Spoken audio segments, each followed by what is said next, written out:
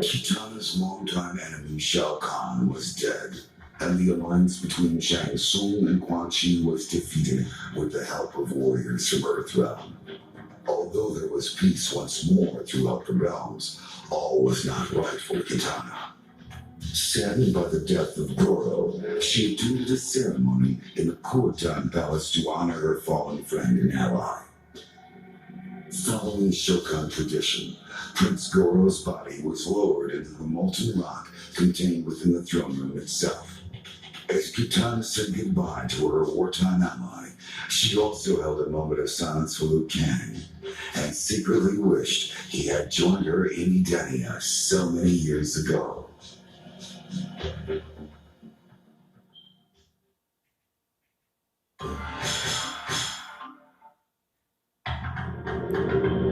Despite the strong sulfurous stench that filled the chamber, Reptile could smell that Tara and Cyrax had been there recently. There was no sign of them now, except for some scattered glass shards and a residual trace of strong magical energies. Its revenge would have to wait.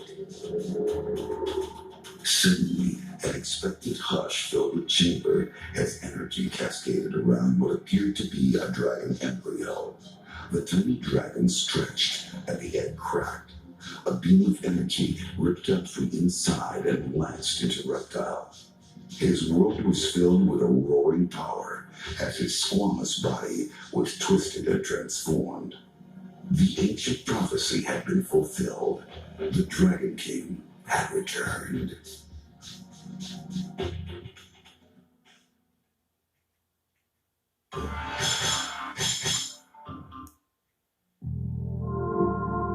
After what seemed like an eternity, Cyrax finally emerged from the lava, holding the orb that had bound Nitara's realm to Outworld for ages. At last, it was within her grasp. She would be able to free her people from Shao Kahn's imprisonment. Fulfilling her end of the bargain, she sent Cyrax back to his Earthrealm home in exchange for the orb. Nitara stared into the orb. It seethed with the power trapped within. She raised it above her head and then smashed it to the floor. It shattered with an inhuman soul-rending howl. Its horrible energy exploded away and tore her consciousness from her. She awoke later for the first time on her native soil.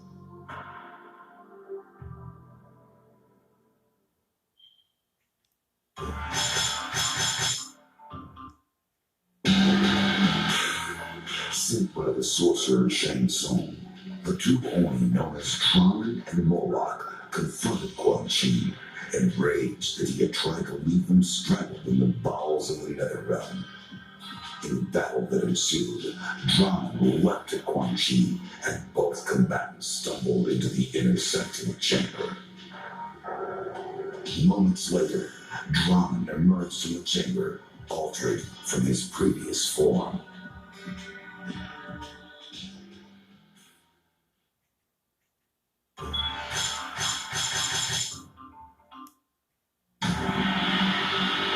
After defeating the deadly alliance, Sub-Zero returned to the new temple of the Lin Kuei with the severely injured ninja, Frost. A short time later, I visited the temple to commend him for his victory in Outworld and to express my gratitude for all his assistance. With Sub-Zero now the Grand Master of the Lin Kuei, Earthrealm will be well protected.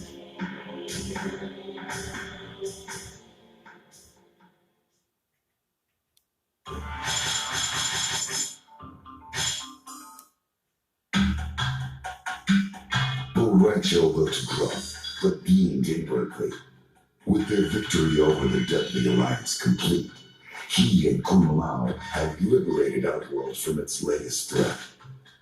Despite the years that had passed since training his last student, his skills had proven useful once more.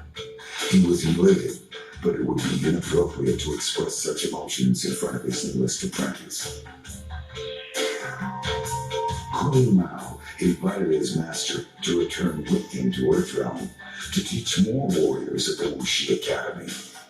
The success of his apprentice gave him renewed confidence in his training skills and, for the first time, a clear purpose in life.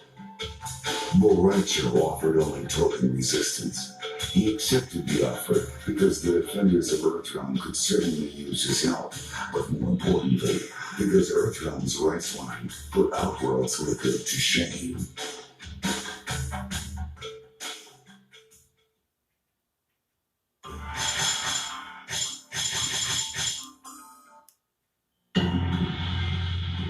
Kano and Sonya had fought before.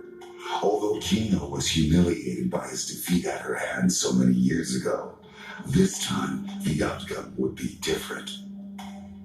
Kano had stolen Quan Chi's amulet at the request of Shang Tsung. With the amulet in his possession, Kano came to the realization that he was now in total control of the revived and defeatable army. Rather than hand the amulet and the army over to Shang Tsung, Kano kept them for himself and used the army to ambush Sonya, ending their long rivalry once and for all.